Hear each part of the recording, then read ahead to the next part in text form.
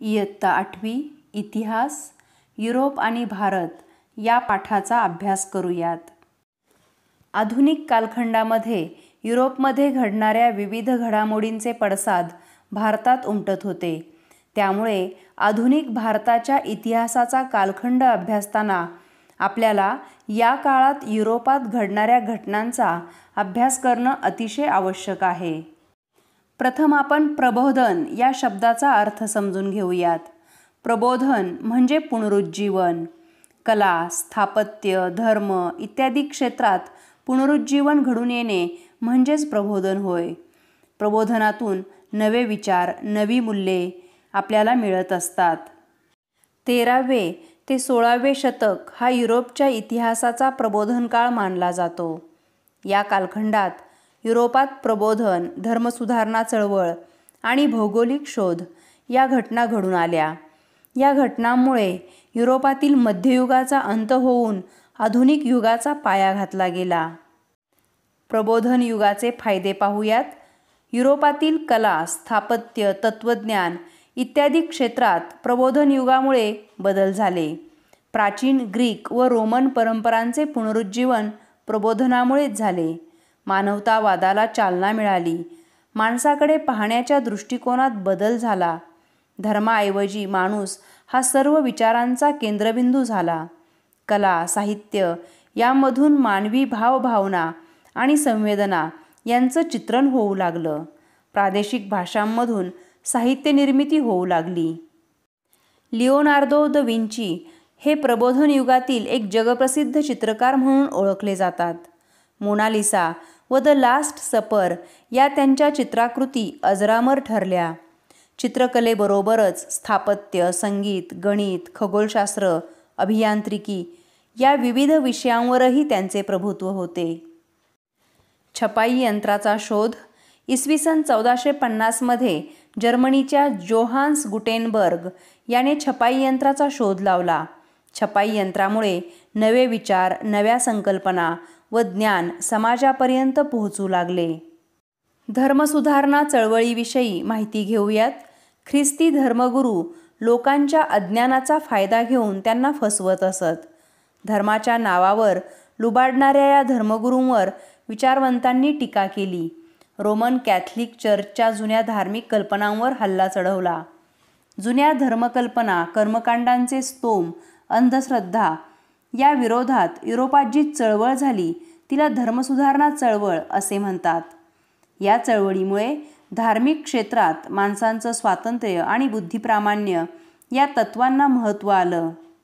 या काळात लागलेल्या भौगोलिक शोधांची माहिती घेऊयात. कॉन्स्टँटिनोपल ही बायझंटाईन साम्राज्याची राजधानी होती.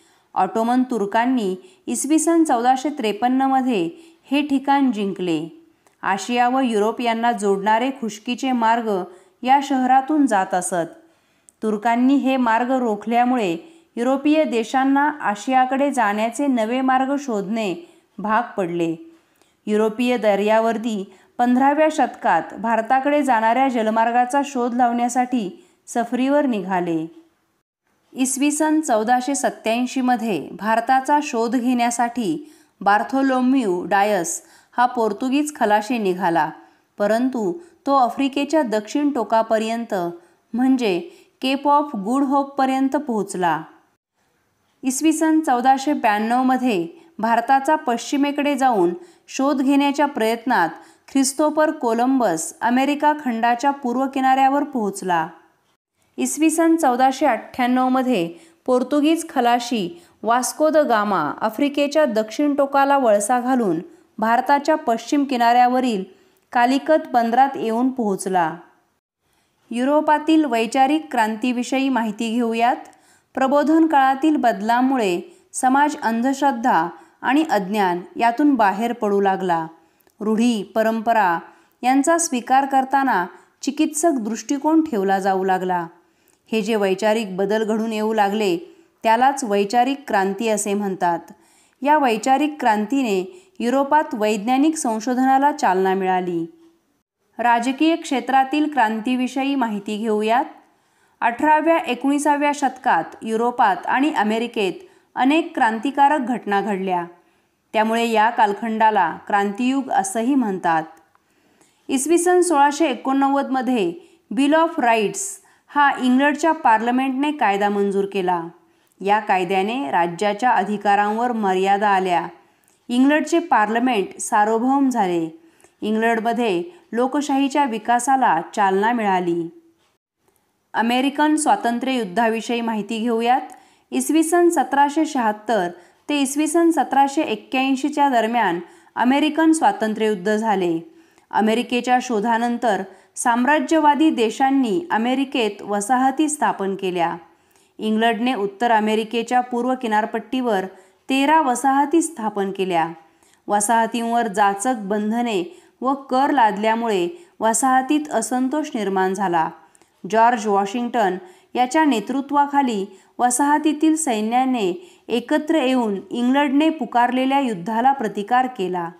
या युद्धात वसाहतींचा विजय होऊन अमेरिकेची संयुक्त संस्थाने हे स्वतंत्र राष्ट्र निर्माण झाले. इसवी सन 1789ला फ्रेंच राज्यक्रांती झाली. अनियंत्रित राजेशाही व सरंजामशाही यांच्या विरुद्ध फ्रेंच जनतेने केलेली ही सामाजिक क्रांती होती. फ्रेंच राज्यक्रांतीने जगाला स्वातंत्र्य, समता व बंधुता या मूल्यांची देणगी दिली. औद्योगिक क्रांतीविषयी माहिती घेऊयात. 18व्या शतकाच्या उत्तरार्धापासून युरोपातील औद्योगिक क्षेत्रात क्रांतिकारक बदल घडून आले. बाष्पशक्तीवर चालणाऱ्या यंत्राच्या साहाय्याने उत्पादन होऊ लागले. हातमागाऐवजी यंत्रमाग आले. घरगुती उद्योगांऐवजी कारखाने उभे राहिले. आगगाडी, आगबोटी यामुळे वाहतूक वेगवान झाली. औद्योगिक क्रांती प्रथम इंग्लंडमध्ये झाली. औद्योगिक भरभराटीमुळे इंग्लंडचे वर्णन जगाचा कारखाना असे केले जाऊ लागले. व्यापारी कंपन्यांचा उदय. नव्या सागरी मार्गांच्या शोधानंतर पूर्वेकडील देशांशी व्यापार वाढला. एकट्या व्यापाऱ्यास जहाजातून माल परदेशी पाठवणे शक्य नव्हते. अनेक व्यापारी एकत्र येऊन त्यांनी व्यापार सुरू केला. यातूनच भागभांडवल असणाऱ्या व्यापारी कंपन्यांचा उदय झाला. पूर्वेकडील देशांशी होणारा व्यापार फायदेशीर ठरू लागला. या व्यापारातून देशाचीही भरभराट होते आहे हे राज्यकर्त्यांच्या लक्षात आले. युरोपातील हे राज्यकर्ते व्यापारी कंपन्यांना लष्करी संरक्षण आणि व्यापारी सवलती देऊ लागले. सागरी मार्गाने होणारा पूर्वेकडील व्यापार फायदेशीर होऊ लागला. युरोपात होणाऱ्या धनसंचयाचा उपयोग भांडवल म्हणून उद्योगधंद्यांमध्ये केला जाऊ लागला. यातूनच युरोपात भांडवलशाही अर्थव्यवस्थेचा उदय झाला. एका देशातील काही लोकांनी दुसऱ्या देशातील विशिष्ट भूभागात वस्ती करणे म्हणजे वसाहत होय. एखाद्या आर्थिक आणि लष्करीदृष्ट्या बलशाली देशाने आपल्या सामर्थ्याच्या बळावर दुसऱ्या देशावर राजकीय वर्चस्व निर्माण करणे म्हणजे वसाहतवाद होय. विकसित राष्ट्राने अविकसित राष्ट्रावर आपले सर्वांगीण वर्चस्व प्रस्थापित करणे म्हणजे साम्राज्यवाद होय. नव्या नव्या वसाहती स्थापन करणे हा साम्राज्यवादाचा उद्देश असतो. युरोपमधील साम्राज्यवादी राष्ट्रांनी आशिया आफ्रिका खंडात आपल्या वसाहती स्थापन केल्या. इसवी सन 1600मध्ये इंग्लंडमध्ये ब्रिटिश ईस्ट इंडिया कंपनीची स्थापना झाली. भारत आणि पूर्वेकडील देशांशी व्यापार करणे हा या कंपनीच्या स्थापनेचा उद्देश होता. मुघल बादशाह जहांगीर यांच्याकडून कंपनीने व्यापारी परवाना मिळवून सुरत येथे वखार स्थापन केली. इंग्रज फ्रेंच यांच्यात व्यापारी स्पर्धा तीव्र झाली. कर्नाटकच्या नवाबपदावरून चालू असलेल्या संघर्षात इंग्रज व फ्रेंचही उतरले.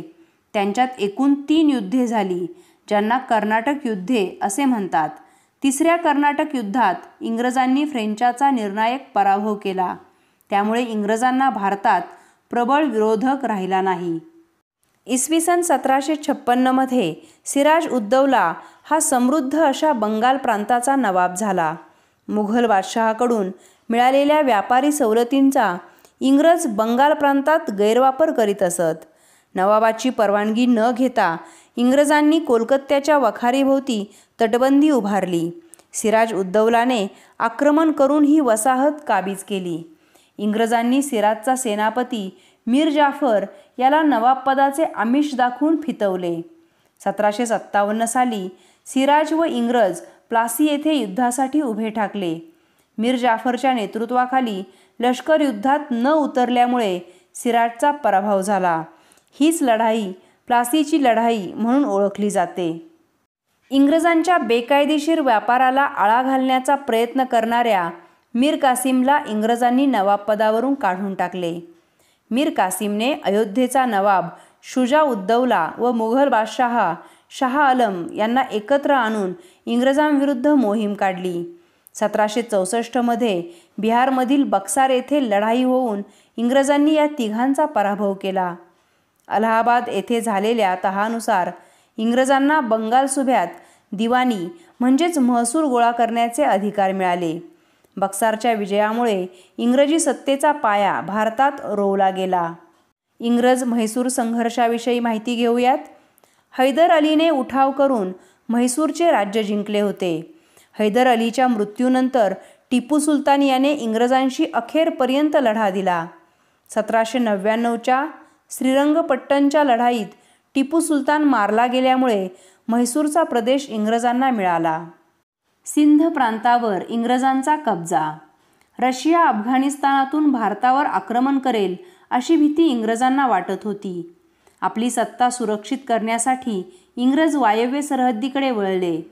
अफगाणिस्तान जिंकायचा तर तिकडे जाणारे रस्ते सिंधमधून जात होते. सिंधचे महत्त्व लक्षात घेऊन इंग्रजांनी 1843 साली सिंधवर कब्जा केला. इंग्रजांनी शीख सत्तेचा केलेला पाडाव अभ्यासूयात. रणजितसिंहांच्या मृत्यूनंतर अल्पवयीन मुलगा दलीप सिंग याला गादीवर बसवून राणी जिंदन पंजाबचा कारभार पाहू लागली. सरदारांवर राणीचा अंकुश नसल्याचे पाहून इंग्रजांनी काही शीख सरदारांना फितूर केले. इंग्रज पंजाबवर आक्रमण करणार असे वाटून शीखांनी इंग्रजांवर आक्रमण केले. या पहिल्या युद्धात शीखांचा पराभव झाला. इंग्रजांचे वर्चस्व सहन न होणारे काही शीख सरदार मुलतानचा अधिकारी मुलराज यांच्या इंग्रजविरोधी बंडात सामील झाले. 1849 साली झालेल्या या दुसऱ्या शीख इंग्रज युद्धात शीखांचा पराभव झाला व इंग्रजांनी पंजाब प्रांत आपल्या राज्याला जोडून घेतला.